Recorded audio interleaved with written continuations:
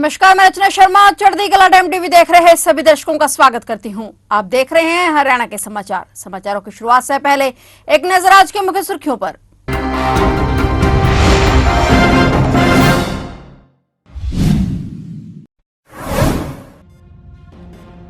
हरियाणा चुनाव को लेकर प्रधानमंत्री की दूसरी रैली। पीएम मोदी बोले, जो कुछ भी हूं उसमें हरियाणा का बड़ा योगदान। कहा, हरियाणा में एक बार फिर भाजपा सरकार।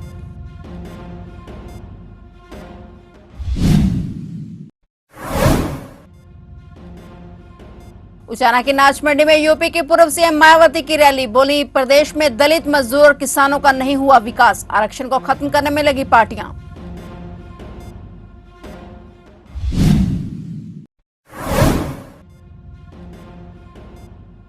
बरी हुए कांग्रेस प्रत्याशी सुरेंद्र पवार। मनी लॉन्ड्रिंग मामले में ईडी ने किया था गिरफ्तार। चुनावों से पहले कांग्रेस प्रत्याशी सुरेंद्र पवार को बड़ी राहत।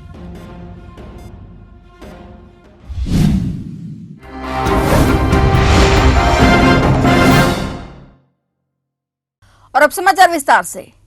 हरियाणा में विधानसभा चुनाव के मद्देनजर राजनीतिक सरगर्मियां तेज हो गई हैं। आज राज्य में कई दिग्गज नेताओं की रैलियों का आयोजन हुआ और जिसमें चुनावी माहौल और भी गर्म हो गया है। इसी कड़ी में गोहाना में आज पीएम मोदी की रैली हुई है।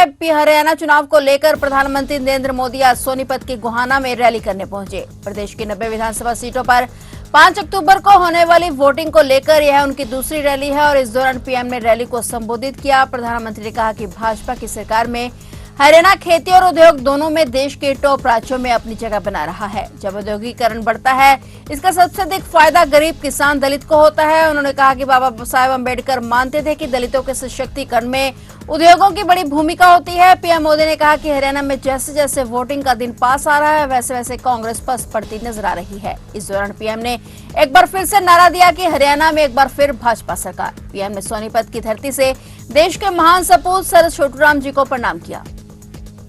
आपका ये प्यार, ये अपनापन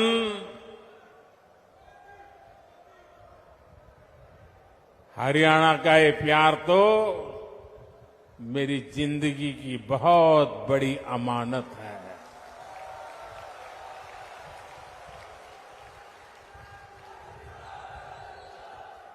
मैं बड़े गर्व के साथ कहता हूं, मैं जो कुछ भी हूं उसमें हरियाणा का भी बहुत बड़ा योगदान है।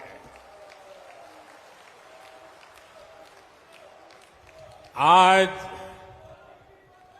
पूरा हरियाणा कह रहा है, फिर एक बार भाजपा सरकार, फिर एक बार।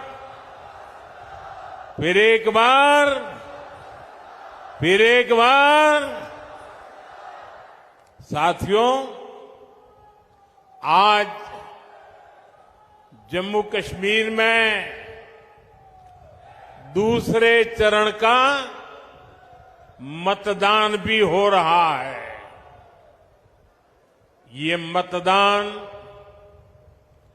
शांतिपूर्ण तरीके से चल रहा है। लोग सुबह से ही वोट डालने के लिए कतारों में लग गए हैं। पहले चरण में जिस तरह जम्मू कश्मीर में वोटिंग का रिकॉर्ड टूटा, वो भी दुनिया ने देखा है।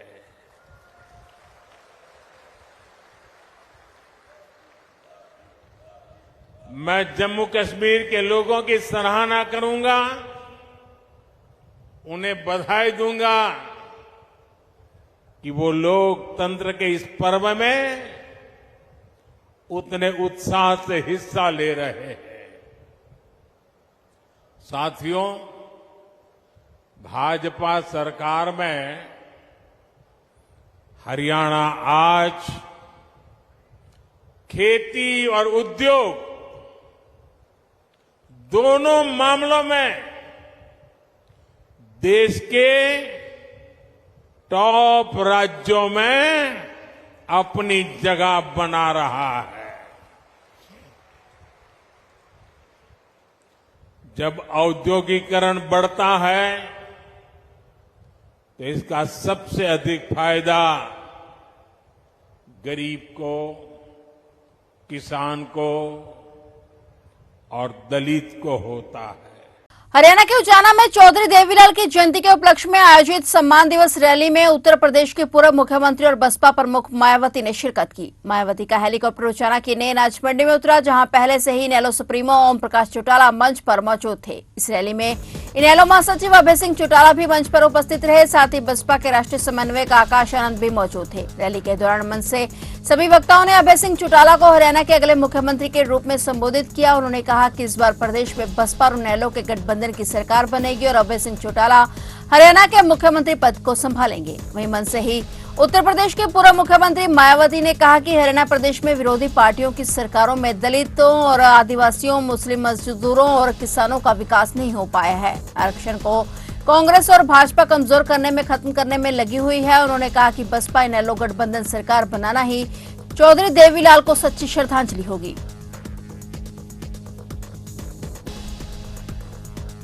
हरियाणा चुनावों के बीच सोनीपत विधानसभा से कांग्रेस प्रत्याशी सुरेंद्र पवार को बड़ी राहत मिली है। सुरेंद्र पवार जेल से बरी कर दिए गए हैं और हाईकोर्ट ने सुरेंद्र पवार को ईडी के अवैध खनन और मनी लॉन्ड्रिंग मामले में बरी किया है। हाईकोर्ट से सुरेंद्र पवार के रिलीज ऑर्डर जारी होने के साथ ही उनकी रिहाई पर काम शुरू हो गया था। बता दें कि करीब 3 महीने पहले कांग्रेस विधायक सुरेंद्र पवार को मनी लॉन्ड्रिंग मामले में ईडी ने गिरफ्तार किया था और अब हाईकोर्ट ने गिरफ्तारी को अवैध करार दे दिया है। सुरेंद्र पवार सोनीपत से निवर्तमान विधायक हैं और कांग्रेस के प्रत्याशी हैं। वे अंबाला की जेल में बंद थे और ईडी की कस्टडी में ही उन्होंने नामांकन किया था। हालांकि इस दौरान प्रचार प्रसार का जिम्मा सुरेंद्र पवार की बहू समीक्षा पवार संभाले हुए हैं। अब वोटिंग से पहले उनको राहत मिल गई है। दस्तावेजों को आधार मानते हुए हाईकोर्ट ने फैसला सुनाते हुए सुरेंद्र पवार को जेल से रिहा करने के आदेश दिए हैं।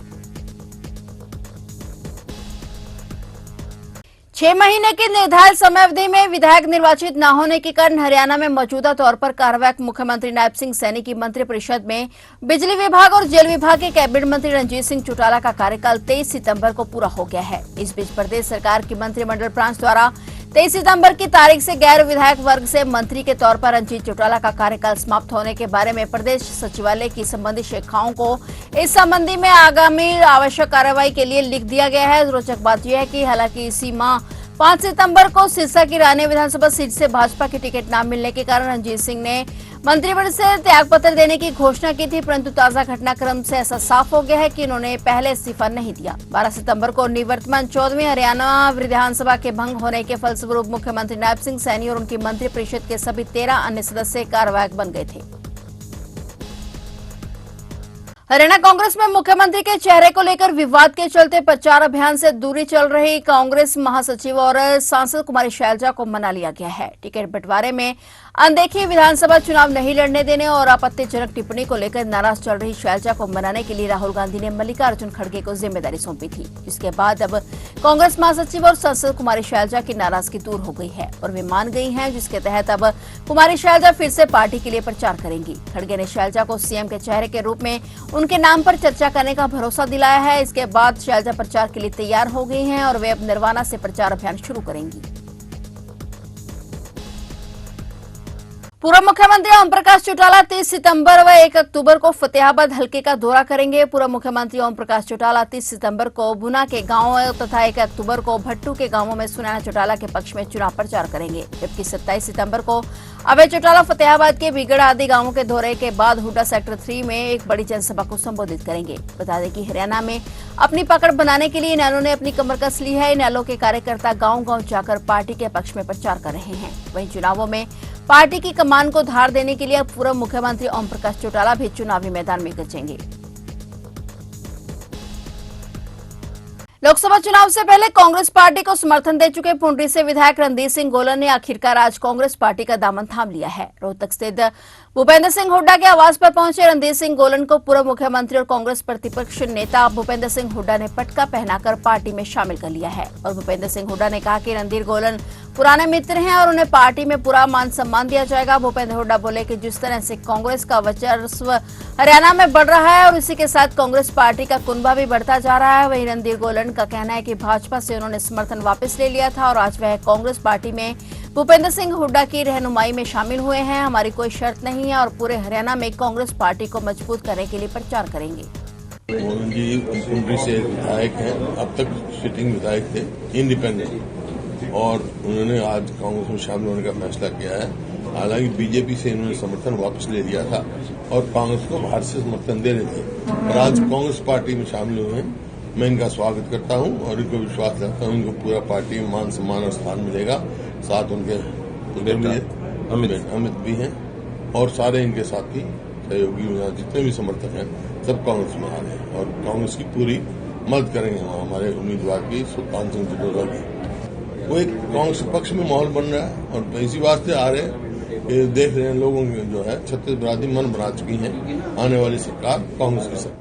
सिरसा जिले में दिल दहला देने वाला मामला सामने आया है। यहां सुबह एक दंपत्ति संदिग्ध परिस्थितियों में घर में जिंदा जल गए। इसे दोनों पति पत्नी की मौके पर ही मौत हो गई। घटना की सूचना मिलने पर पुलिस मौके पर पहुंची और पुलिस के आला अधिकारियों ने दुर्घटना की जानकारी ली, साथ ही आसपास के लोगों से भी पूछताछ की। शवों को पोस्टमार्टम के लिए अस्पताल पहुंचाया गया है। पुलिस अधिकारियों का कहना है कि आग लगने का कारण अभी स्पष्ट नहीं हो पाया है। फिलहाल मामले की जांच जारी है। जानकारी के मुताबिक यह मामला जिले के खंड डबवाली गांव के गिदड़खेड़ा का है और बताया जा रहा है कि संदिग्ध परिस्थितियों में दंपति कमरे में बंद हो गए थे और कुछ ही देर बाद कमरे में आग की लपटें निकलने लगी थी। आग बुझने के बाद कमरे से जले हुए पति पत्नी के शव मिले। दोनों के सिर पर चोट के निशान भी थे। मृतक दंपति के 18 साल के बेटे हरपाल सिंह ने आग लगने की सूचना दी थी। फिलहाल पुलिस कार्रवाई में जुटी हुई है।